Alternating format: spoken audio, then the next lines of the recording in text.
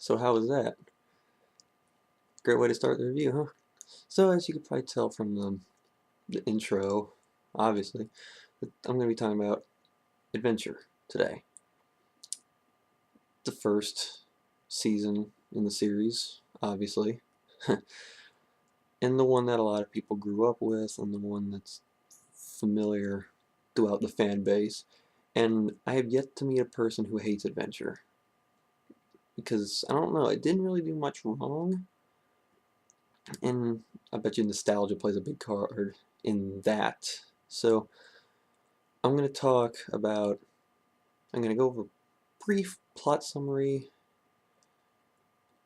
characters, humans and Digimon, maybe brush across the villains a little bit, and then pros, or the things the season did right, things the season did wrong, and I'm going to keep the list of the seasons that are my favorite in the description down there.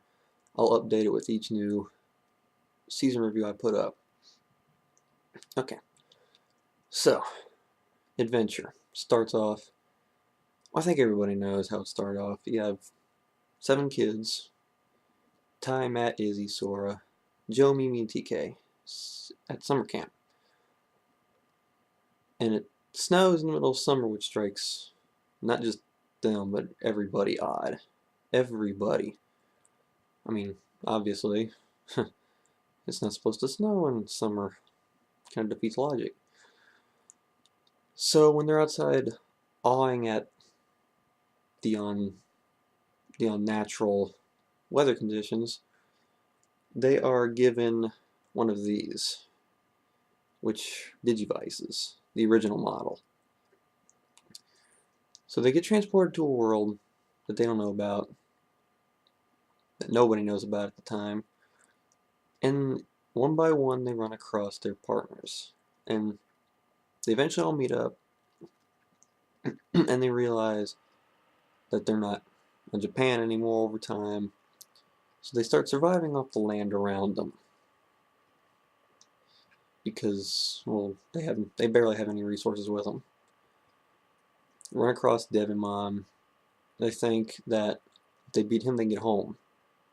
So after they got split apart, they hunt him down, and they manage to kill him with Anjumon. So they don't end up going home. They're a bit disappointed, except Genai, who is kind of like their guiding light, who kind of tells them what to do, where they need to go, how to beat, well, not necessarily how to beat the enemy, because he doesn't really tell them dilly squat. He just kind of tells up, like, oh, this is what you gotta do. How do we do that? I don't know. Don't ask me. I know everything else. But I don't know how to help you. Thank you, Jenna. Ty got really upset with him throughout the season. It was kind of funny to see how they responded to him later. So, they're told about the tags. And the tags hold the crests. I was trying to say crests, but yeah. So the crests are what Genai said help them bypass champion level in Digivolution. So they hunt them down one by one, each representing quality, and they don't know about this until after they kill Edamon, and when Tai comes back and he reunites the squad. And I'll go over the crests when I go person by person. So then Genai tells them that there's an 8th child, and Myotismon is going to be the one hunting them down. So they find their way back to Japan, do whatever they can to try to find him. Myotismon starts picking the Japanese city that they're in. I forgot the name of the city. Why did I forget the name of the city? He starts taking hostages, trying to find who the 8th kid is. We later find out that it's Tai's sister Kari. Her partner is Gatomon, who was practically Myotismon's second in command of the army. Which, I mean, they kind of gave away that Kari was the 8th child, like that episode where Tai and Koromon got sent back. But we didn't know who the Digimon was, and, well, okay, I don't think we saw that, unless you kind of expect important Digimon in the plot to, stay in the plot, and I guess you could have saw that coming. So, they kill my Otis Mime, he gets reborn, we're introduced to the two only Megas in Adventure, War Greymon and Metal Garurumon. They don't necessarily kill him, but they're the ones to deliver the finishing blow. Then they get sent back to the Digital World because there's some weird anomalies in the sky, and it's supposedly a distortion between the two worlds. It's like causing some kind of weird rift. I don't remember exactly how they put that. So they go back, and due to the time distortion, many years have passed in the digital world since they left. They were only on Earth for about, what, less than a week? And seeing how about a minute on Earth time equals 1 year in the digi world, it's probably been a few, maybe maybe about 100 so odd years. I'm not entirely sure what they said the exact time differential between the two worlds was. I remember them saying something about like an Earth minute for every digi hour or digi day year. I can't remember exactly what it was. No, I think it was a day equals a minute, so they would probably gone maybe about a good 20. No, I'm hurting my head trying to think about this. If someone knows, let me know, so I can actually probably guesstimate what the exact time passed in the Digi world when they were on Earth fighting Miasma. And they come back and they find out the whole world's been screwed up by the Dark Masters. So one by one they pick them apart, losing friends along the way. And then they run across Apocalypse, who is the incarnation of all the Digimon that died due to the lack of being able to digivolve to survive. So it was a big pity party in the form of a ball. Yeah, I call him a pity party. Deal with it. Okay. So there's your basic plot. I think every Digimon fan has watched Adventure maybe more than once, so I think the plot shouldn't be anything new. That's just a simple brush over. So, hitting up the characters one by one. Let's start with the main man, Tai, who everybody knows Tai. Everybody loves Tai. The leader of the group. Well, I don't want to put in quotes because most of the season he wasn't really a leader. He was more the guy who pushed everybody around. He tried to be a leader for most of the season, and then he tried to take advantage of what he thought he knew. Which is one reason why him and Matt had a lot of disagreements, but I'll kind of brush over a little bit. I'll brush over that a little bit more when I hit Matt. Punny. You don't get it, do you? Yeah, you do. I thought so. So, at first he was just kind of the angsty, ready to go type guy who wanted to figure everything out. And then, when he got his crest, he kind of got a little bit pushy, which for him is the crest of courage. And like I said, they don't know that until right before they run across Myotismon. So they don't really know what they mean. They just know that there's something about them. So, seeing how he's dealing with the crest at the moment, he kind of goes haywire, trying to bully Greymon into digivolving, and he ended up warping him in the Skull Greymon, which Genai later mentions that treatment of Digimon influence Digivolution because they said there is no set evolutionary chain with Digimon, that Digimon can branch off into different evolutions depending on how they're treated or how they're raised. So Skull Greymon was a Digivolution branched off of mistreatment, but he said there's no right or wrong evolutions, but for the tag, Crest, why do I say tag? Crest, it was an incorrect evolution. So Tai then freaks out and is afraid to devolve Agumon to the fact that he might do that again come Skull Greymon. So he goes through a bit of a roller coaster trend up until the Myotismon saga was how he is, because once Piximon puts him through his little test, he gains his confidence back.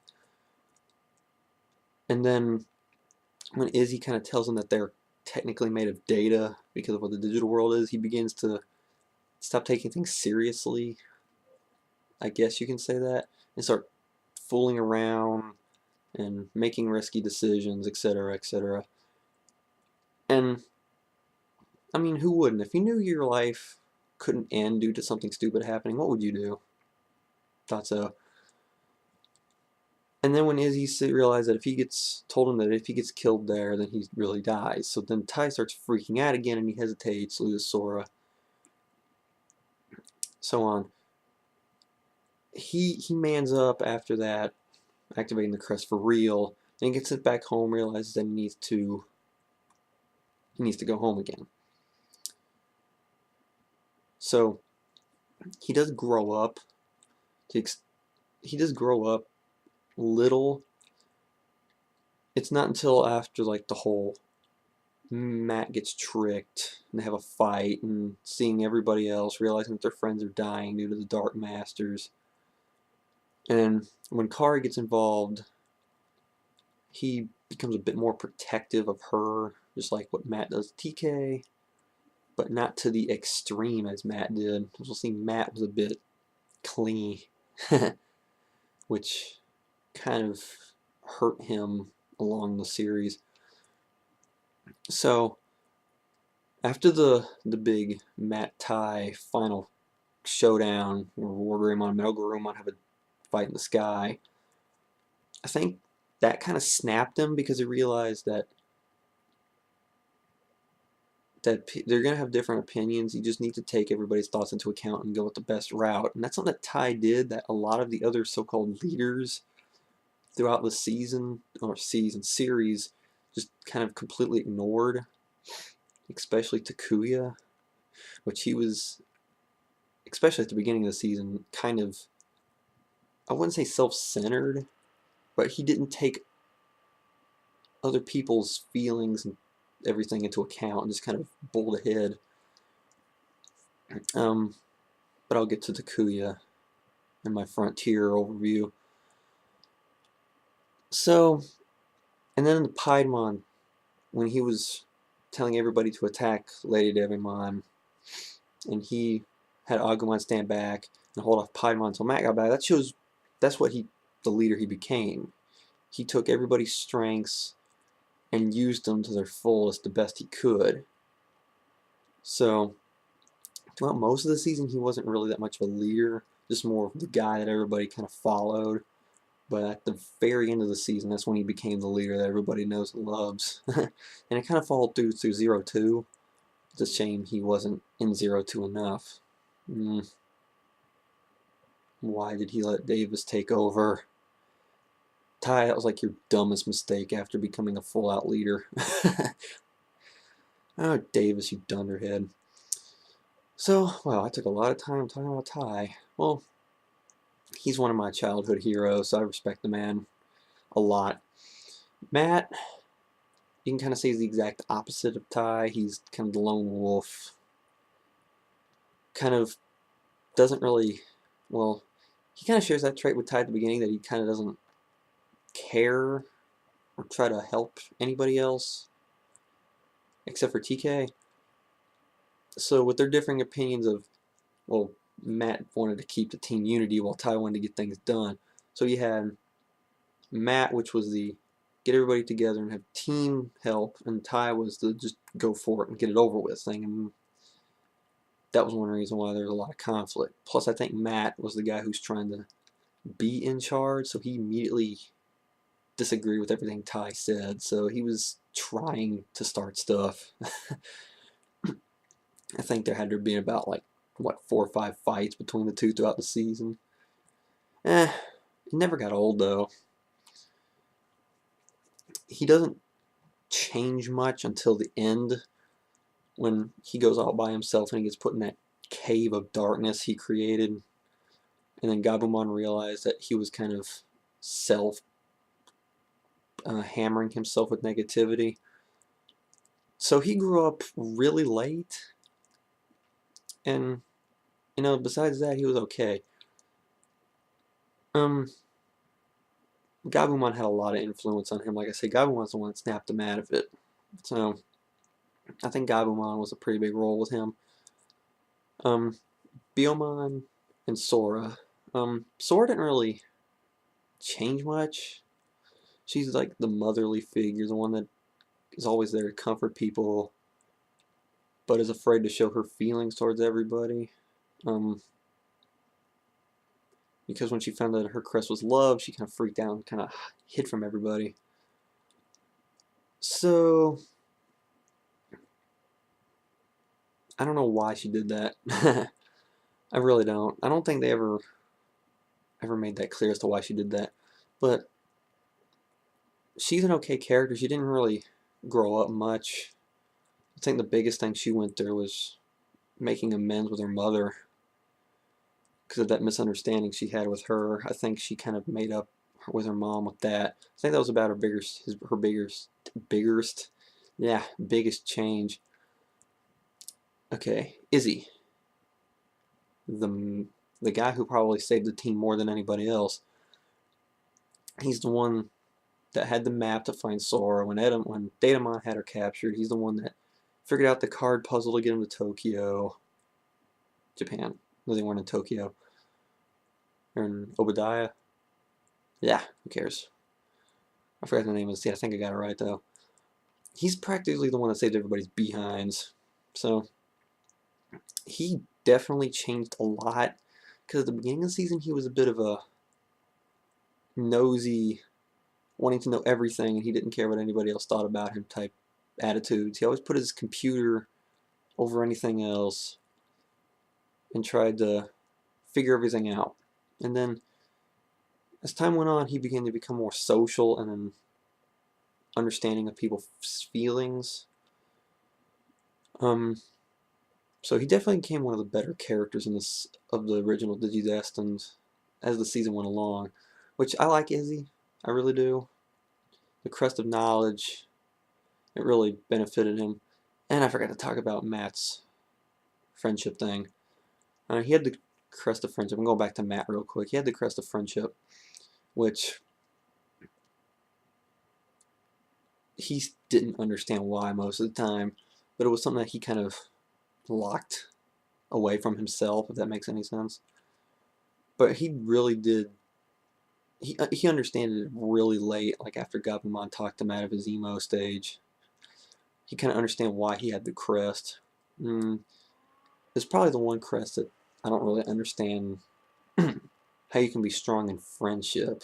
I mean, I really don't understand that one. Can someone explain it to me, please? Okay. So where was I last at? Izzy. Okay. Okay, Mimi. Mimi. Probably my least favorite character in the season, but I still like Mimi. She came from a rich family, so she kind of had that stuck-up princess, preppy girl attitude, and it kind of showed while she was always whiny and complaining and all this stuff. But because she grew up in a rich family, it kind of makes sense. She became more sincere because that was her crest, sincerity. She kind of stopped being whiny all that much, but she kind of kept that trait, but it wasn't like her whole character. After a while, she actually started to step up, which for girls like her, which I know a lot of girls like that, they're kind of hard to crack and make them realize what they're doing wrong. So props to Mimi for figuring it out. Joe, who I think is kind of an underrated character, he's the oldest, and he's the most adult-like, which I kind of respect Joe for that, because he's tried to be the mediator, especially in a lot of Ty and Matt conflicts. He was the man to try to step in and stop it all. Well, they didn't listen to him because they kind of looked at him as a wuss. Him and Mimi kind of started off the same. He was a bit of a crybaby, complained a lot, but he didn't want to fight. He didn't want to have any conflicts, but if he knew he needed to step in, he stepped in.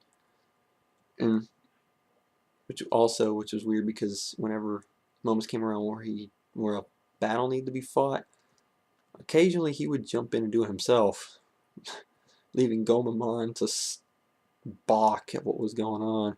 Like, he jumped on Unimon to try to rip the black gear out of his back, so letting Gomamon attack. I don't understand what that was about, but typical Joe. And then jumping on Vegemon to free TK. In one episode with Digitamamon at the restaurant, I mean, Joe risks himself. I mean, the man's got guts, and for being a little scrawny dude who complains about being in a world with this kind of stuff going on, I mean, he stepped up, and I really do like Joe, blue hair and all. TK is your typical kid. I mean, he's too young to really change much. Most of that would be in 02. So, I mean, he's just that fun-loving character. He cries a lot, but then again, he loves Patamon to death. Everybody loves Patamon. Who doesn't love Patamon? Right? Yeah. He had the Crest of Hope, which does fit him because he was always optimistic, especially in the Piedmon fight, which was probably his strongest moment in an adventure. I don't know what else to say about TK. And Kari, who was only there for half the season because she was found, well, a little less than half the season, really. She didn't really change much either, because the same reason for TK, she's probably too young to really change much. Most of her stuff was in 02 also, so I'll talk about those two more in the next video. She had the Crest of Light.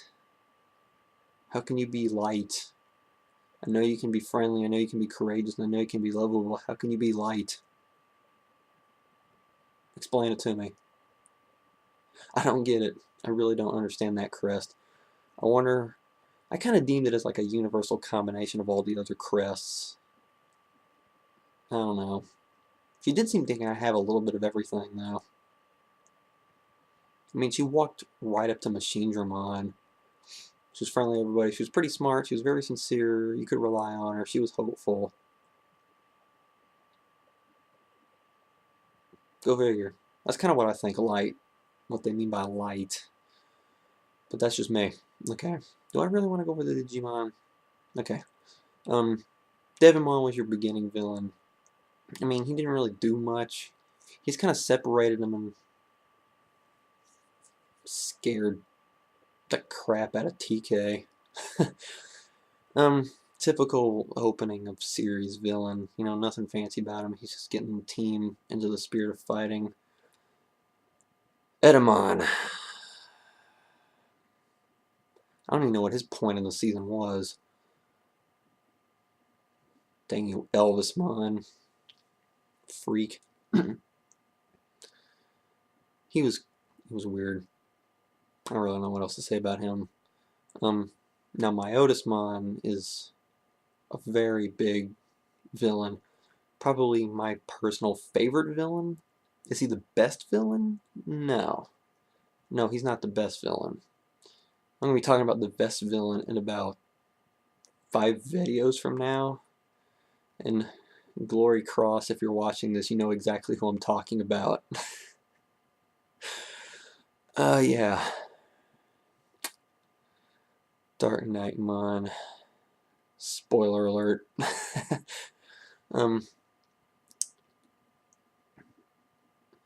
He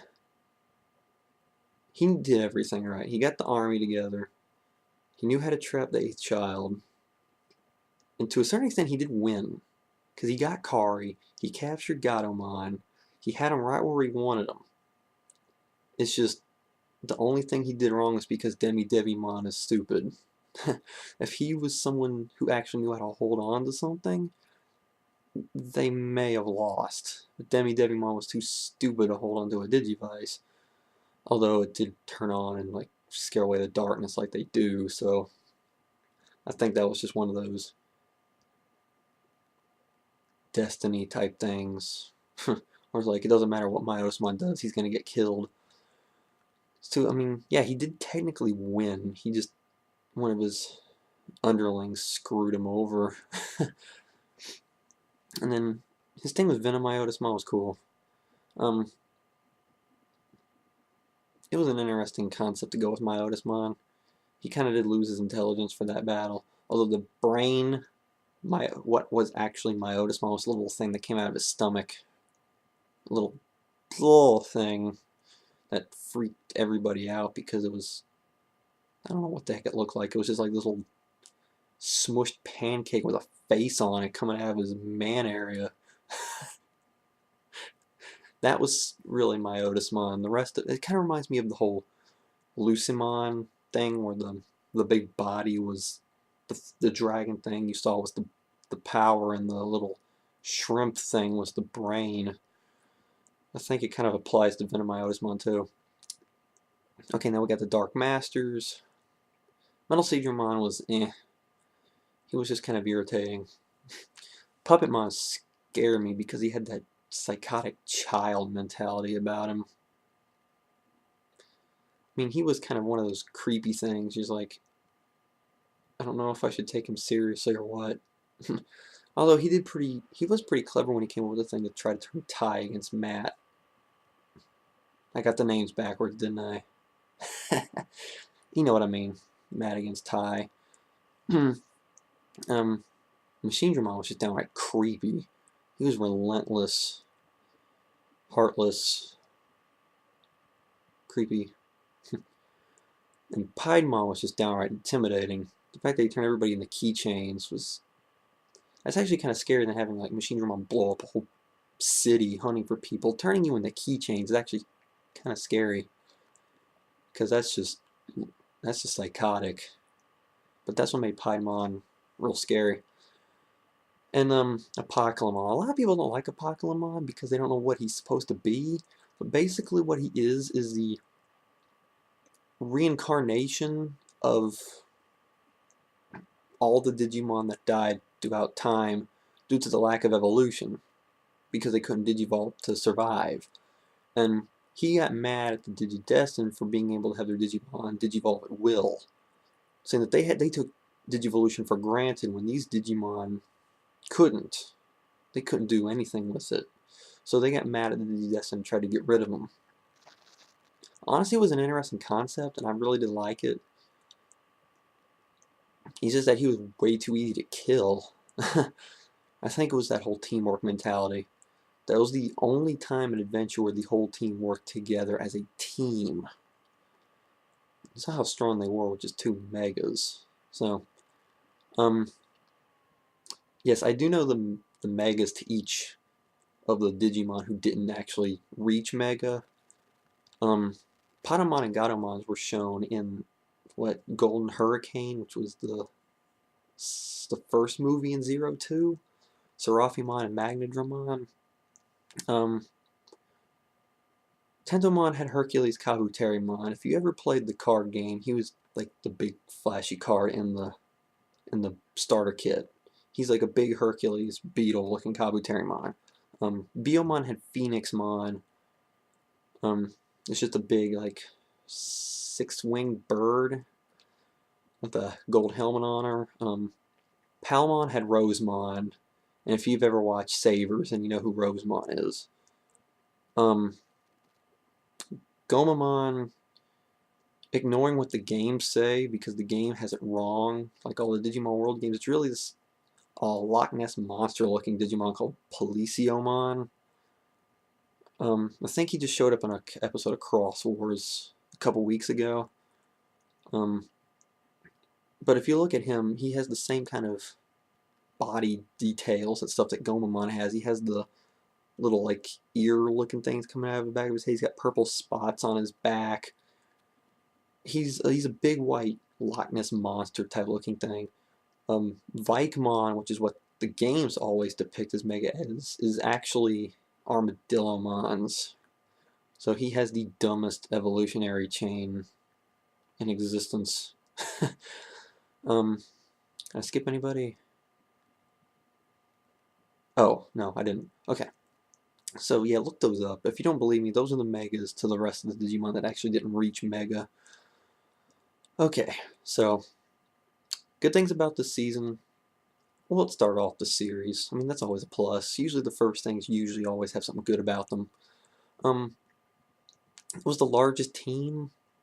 I don't know if you want to consider that a good thing or a bad thing, but it did show how well a large team actually works. Like sometimes you need to separate, sometimes you need to stay together. And it was interesting how like a group of 8 could hold themselves together like that. Well, they didn't. I mean, they like I said, they split apart like 4 or 5 times throughout the season because they got sick of each other and stuff like that. So I mean, it's a realistic team thing. This is a personal thing for me, and it's the main reason why Adventure is my favorite series in the franchise. It's the fact that this is the only season where I didn't hate anybody on the heroic team. I didn't hate anybody. Now, in later seasons, there's always at least one person that I really just do not like, but I loved every single person on this team, and which is funny because it's the largest, so you'd think there would be someone I would dislike, but no. I like everybody for their own reasons. Same with the Digimon. And their communications between each other and with their partners are always pretty comical, especially the ones between Joe and Gomamon. Because Joe's the sensical one, Gomamon's like the class clown. Those conversations are always pretty funny. Where do I go from here? I'm going off the Japanese version because the English version, as good as it is, and as how nostalgic it is, the Japanese version definitely has the atmosphere that I think this series, and this goes for every season, that this series needed. Like, it didn't have music playing constantly, which is the one thing that's ruined the English version. This actually had silent moments, which built atmosphere. This Braveheart is a great song. Butterfly is a great intro, and both the credit songs are very good.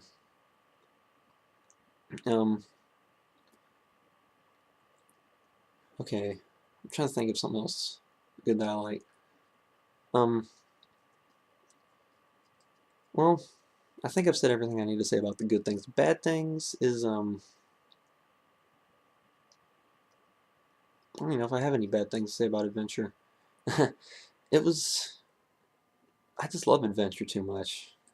Don't judge me. And no, I'm not an Adventure nostalgia tard. No, I'm not. Trust me, my second favorite season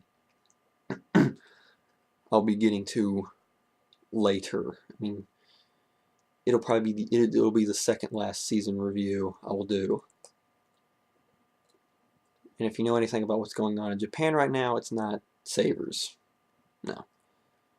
Okay, I'm just going to spoil it for you. My second favorite season is Xros Wars, and I'll explain that later. So no, I'm not an Adventure nostalgia tard, or whatever you want to call them. Adventure fanboy or whatever. No. No. Trust me, 02 is not on the same level as Adventure. Okay, so I think I basically said everything I need to say. Like I said already, this is my favorite season in the series. Love the characters, love the music, love the moments, love the atmosphere. It just did so much right, and it definitely set a high bar for the rest of the seasons to follow. And none of the seasons ever really got this close to me or for me. They never got anywhere near to this level. But all the seasons in their own are good. So, yeah, this one is number 1 on my list of seasons. Okay, so my 02 review is probably going to be up sooner than I expected, and I'll get to that why it's going to be up sooner than I expected because, well, like I said, I'll explain that in my 02 review. So that's where I'm going next. I'm heading into 3 years in the future after a Pokemon is destroyed or committed suicide, however you want to look at it. And we're going to be introduced to Davis, Yuli, Cody, Vmon, Hawkmon, Armadillomon, and the goofy, boring, and repetitive ventures that are Adventure 02. Yay. Okay, this is Catch 1730, Catch Up, whatever you want to call me. Heading out.